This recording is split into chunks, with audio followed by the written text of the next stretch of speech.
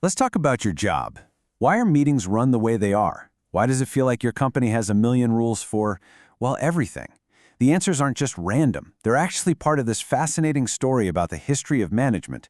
And believe me, understanding it can completely change how you see your job. Forever. I mean, seriously, have you ever wondered why one boss is obsessed with micromanaging every single detail? Why your last one gave you complete freedom? Or why your workplace seems to have a rule for everything? These aren't just weird personality quirks. They are echoes of a very long history.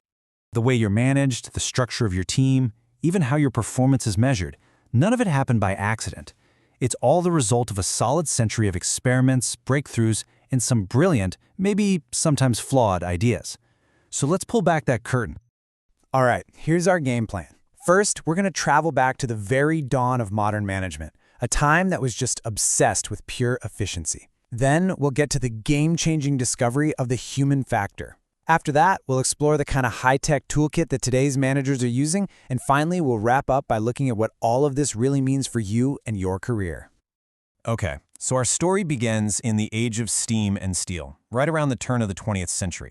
Factories were just booming, and this new breed of thinkers became obsessed with one single question. How do we build the most perfect, most efficient organization possible? This was really the birth of what we call the classical approach. The core belief back then was pretty simple. People are logical. That's it.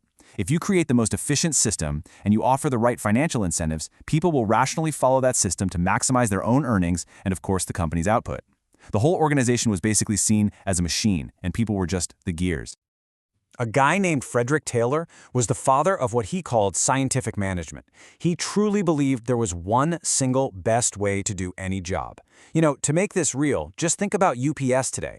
They use GPS to plot the most efficient routes, and their engineers study every single motion a driver makes, from lifting a box to starting the truck. That is Taylor's legacy, right there, in action, saving seconds on each little task to create massive gains in productivity.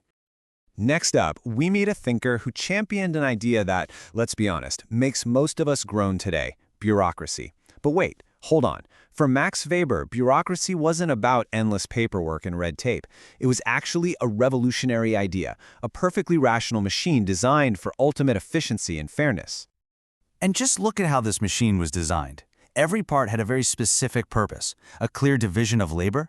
That creates experts, a hierarchy that makes sure everyone knows exactly who's in charge. And the whole point of formal rules and impersonality was to kill favoritism. And careers based on merit, that meant you got ahead based on your skills, not who you knew. On paper, it was perfect. And finally, we've got Henry Fayol, a French industrialist who looked at management from the top down. He came up with these 5 duties. And if they look kind of familiar, they absolutely should. They are the direct ancestors of the 4 functions of management that are taught in every single business school today: planning, organizing, leading, and controlling. So these early thinkers, they built these perfect organizational machines. I mean, they optimized every gear, they wrote a manual for every single process. But then something totally unexpected happened. Yeah, it turns out people aren't just rational gears in some big machine. They're social, they're emotional, and they're way more complex than that. And this realization, it marked the next great leap forward in management thinking. This all came from a famous set of experiments at a factory called the Hawthorne Works. Researchers were changing things like the lighting levels, the work hours, and rest breaks, but productivity just kept going up no matter what they did. The conclusion was mind-blowing. It wasn't the physical conditions that mattered most. This was a stunning revelation. The biggest factor wasn't the lighting or the brakes, it was the simple act of paying attention to people. This new focus on psychology led straight to Abraham Maslow's famous hierarchy of needs. He argued that all of us are motivated to satisfy a series of needs, starting with the basics like food and safety. Once those are covered, we start looking for belonging, then esteem, and finally this thing called self-actualization, that drive to become the absolute best version of ourselves. The message for managers was crystal clear. If you want to motivate people, you have to understand what they need.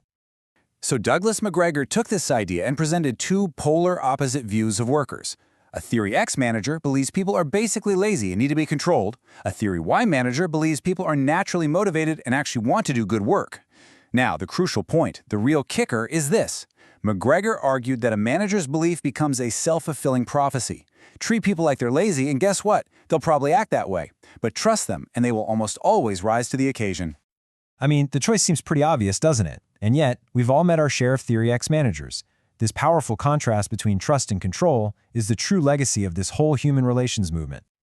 So, how do all these ideas from the past actually shape management today? Well, we've kind of moved into an era of synthesis. Modern management isn't about choosing sides between efficiency and people, it's about building a toolkit with the best of both worlds. In a way, we've come full circle, right back to Frederick Taylor's obsession with data, but with a major modern twist. Today's analytics uses massive amounts of data, big data, to make decisions. Think about a company like Google, which famously built an algorithm to predict which employees were most likely to quit. By analyzing things like performance reviews and pay history, they could step in before it was too late. It's scientific management, just supercharged by technology. We also stopped seeing companies as these sealed-off machines. Instead, now we see them as open systems that are constantly interacting with the outside world. Think of a restaurant, right? It takes in inputs, ingredients, chefs, customer orders, and it transforms them into an output, your meal. But crucially, your Yelp review is also an input, and it's telling the system that it needs to adapt or it's not going to survive.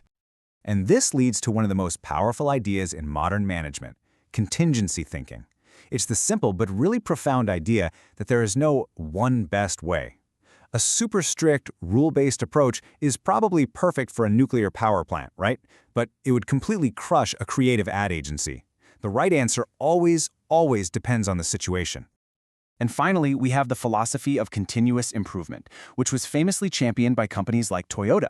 The core idea here is that an organization is never finished. It's a constant process of looking for small, incremental ways to improve quality and performance. It's really the belief that you can always get better. Okay, deep breath. We've just covered like 100 years of management theory. But why does any of this matter to you right now? Well, because this history, it gives you the tools to actually understand your own workplace. Now you can start to diagnose your own workplace. Is your manager a classic Theory X type who needs to control everything? Or are they a Theory Y type who trusts you to get the job done? Understanding their underlying philosophy helps you make sense of their actions. It also helps you realize what kind of environment you really thrive in.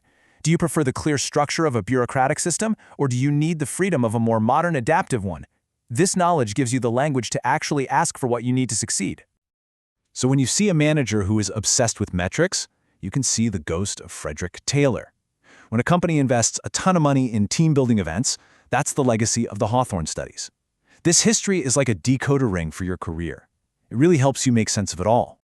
And that brings us to the final and I think the most important point.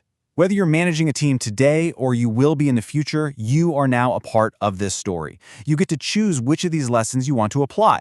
So the real question is, what will you take from this history and what kind of leader will you become?